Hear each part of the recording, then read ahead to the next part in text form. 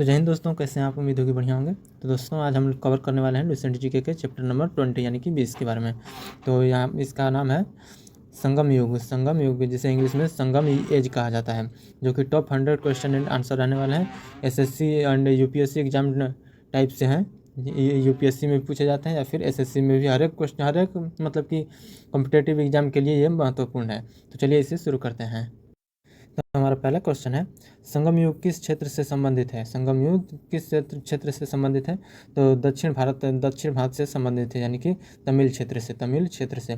दूसरा क्वेश्चन है, संगम शब्द का क्या अर्थ है? संगम शब्द का क्या अर्थ है? तो कवियों और विद्वानों की सभा। हमारा तीसरा क्वेश्चन है, संगम साहित्य किस भाषा में लिखा गया है? तो तमिल भाषा में। चौथा क्वेश्चन है, संगम काल का समय लगभग कब माना जाता है? संगम काल का समय लगभग 300 ईसा पूर्व से 300 ईसा तक। हमारा पांचवा क्वेश्चन है, संगम सभा कहाँ आयोजित होती है? सभा कहाँ आयोजित होती है? तो मदुरै में। छठा क्वेश्चन है, संगम साहित्य के प्रमुख राजवंश कौन थे? तो चोल, चेर और पांड्य। हमारा सातवां क्वेश्चन है, संगम युग से प्रसिद्ध चोल शासक कौन थे? तो कारिकाल चोल। हमारा आठवां क्वेश्चन है, चेर वंश का प्रसिद्ध शासक कौन था? चेर वंश का प्रसिद्ध शासक तो सेनगुट्टु वन था। हमारा नौवां क्वेश्चन है, संगम साहित्य में कितनी संगम सभाओं का उल्लेख मिलता है? तो 3 सभाओं का उल्लेख मिलता है। हमारा 10वां क्वेश्चन है, संगम साहित्य का सबसे प्रसिद्ध ग्रंथ कौन सा है? तो एट्टू तो गई, इंग्लिश में भी वही कहा जाता है। 11वां क्वेश्चन है, तोल्कापियम क्या है? तो तमिल व्याकरण का प्राचीन ग्रंथ। 12वां क्वेश्चन है, तोल्कापियम के लेखक कौन थे? तो तोल्कापियम के लेखक थे तोल्कापियर थे। 13वां क्वेश्चन है, संगम साहित्य में कितने संग्रह थे? तो 8। एट्टू तो गई यानी कि 8 है। 14 क्वेश्चन है, संगम साहित्य में 10 गीतों का संग्रह क्या कहलाता है? तो पट्टू पाटू। हमारा 15वां क्वेश्चन है, संगम युग में समाज का मुख्य व्यवसाय क्या था? तो कृषि। 16 क्वेश्चन है, संगम काल में व्यापार किससे होता था? तो रोमन साम्राज्य से। 17 क्वेश्चन है, संगम काल में रोमन सिक्के कहाँ पाए जाते हैं? तो दक्षिण भारत में भारत के कई स्थानों पर 18वां क्वेश्चन है, संगम काल के प्रसिद्ध बंदरगाह कौन से थे? तो पुहार और मुजिरिस। 19वां क्वेश्चन है, करिकाल चोल ने कौन सा संबंध बनाया था? तो कावेरी नदी पर ग्रैंड एनीटक। हमारा 20वां क्वेश्चन है, संगम काल में शुद्ध में संगम काल में युद्ध में वीर गति पाने वाले स्मृति में क्या बनाया जाता था? तो वीरकल हीरो स्टोन बनाया जाता था। 21वां क्वेश्चन है, संगत साहित्य में प्रेम विषयक कविता क्या कहलाती है? तो अगम। 22वां क्वेश्चन है, युद्ध और वीरता विषय कविता क्या कहलाती है? तो पूरम। 23वां क्वेश्चन है, संगम युग में भूमि को कितने भागों में बांटा जाता था? तो 5 भागों में बांटा जाता था। 24वां क्वेश्चन है, पहाड़ी क्षेत्र को क्या कहा जाता था? तो पहाड़ी क्षेत्र को कुरिंजी कहा जाता था। 25वां क्वेश्चन है, वन क्षेत्र को क्या कहा जाता था? मुल्लय कहा जाता था। 26वां क्वेश्चन है, कृषि भूमि को क्या कहा जाता था? तो मरुतम कहा जाता था। 27वां क्वेश्चन है, तटीय क्षेत्र को क्या कहा जाता था? नेयदल कहा जाता था। 28वां क्वेश्चन है, रेगिस्तानी क्षेत्र को क्या कहा जाता था? तो पलई कहा जाता था। 29 क्वेश्चन है, संगम काल में राजा को क्या कहा जाता था? को कहा जाता था, राजा को 30वां क्वेश्चन है, संगम काल में कर वसूली का मुख्य साधन क्या था? तो भूमि कर। 31वां क्वेश्चन है, संगम युग का प्रमुख देवता कौन था? तो मुरुगन। 32वां क्वेश्चन है, संगम युग में शिव और विष्णु का पूजा भी होती थी या फिर नहीं? तो सत्य है या फिर असत्य है? तो इसे सत्य है। संगम काल में शिव और विष्णु की भी पूजा होती थी। 33 क्वेश्चन है, संगम काल में समाज का प्रमुख वर्ग कौन था? तो कृषक।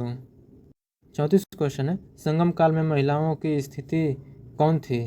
तो अपेक्षाकृत अच्छी। हमारा 35 क्वेश्चन है, संगम काल का प्रसिद्ध महिला कवित्री कौन थी? तो महिला कवित्री कौन थी? तो अवैरा।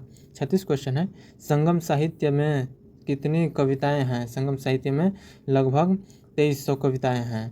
37वां क्वेश्चन है, संगम साहित्य में कितने कवियों का उल्लेख है? तो लगभग 473 कवियों का उल्लेख है। 38 नंबर क्वेश्चन है, संगम काल में व्यापारिक संघ क्या कहलाते थे? तो श्रेणी। 39 क्वेश्चन है, संगम काल में मुख्य फसल क्या थी? धान। 40वां क्वेश्चन है, संगम काल में हथियार कौन कौन थे? तो तलवार, भाला, और धनुष। हमारे 41 क्वेश्चन है, संगम काल में सेना के मुख्य अंग कौन थे? तो पैदल, घुड़सवारी, हाथी और रथ। हमारा 42वां क्वेश्चन है, संगम काल में समाज कितने वर्गों में बांटा था? तो कई पेशागत वर्गों में। तो हमारा 43 क्वेश्चन है, संगम युग का प्रमुख बंदरगाह पुहार किस वंश के अधीन था?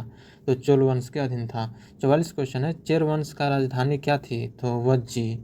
45 क्वेश्चन है, पांड्य वंश का राजधानी क्या थी?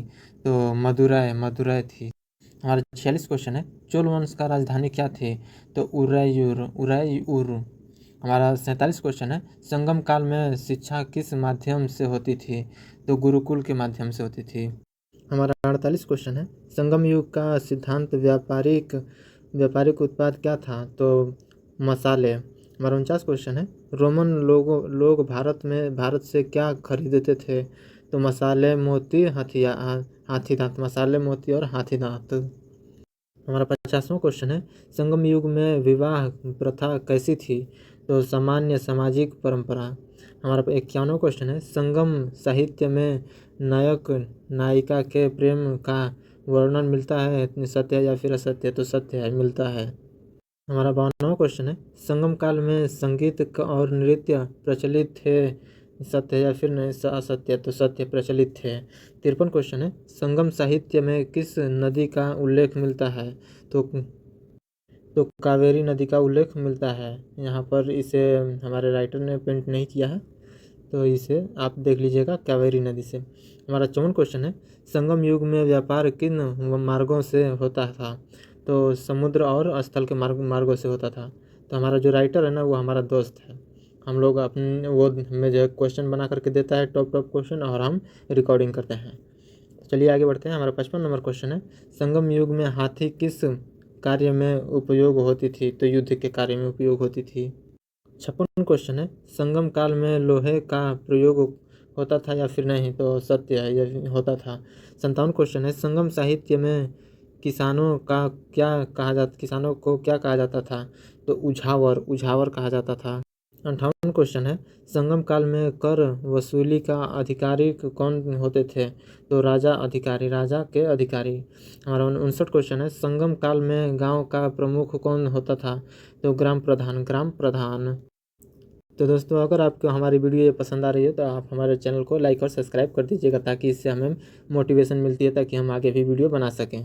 तो हमारा 60वां क्वेश्चन है, संगम काल में न्याय कौन देता था? तो राजा देता था।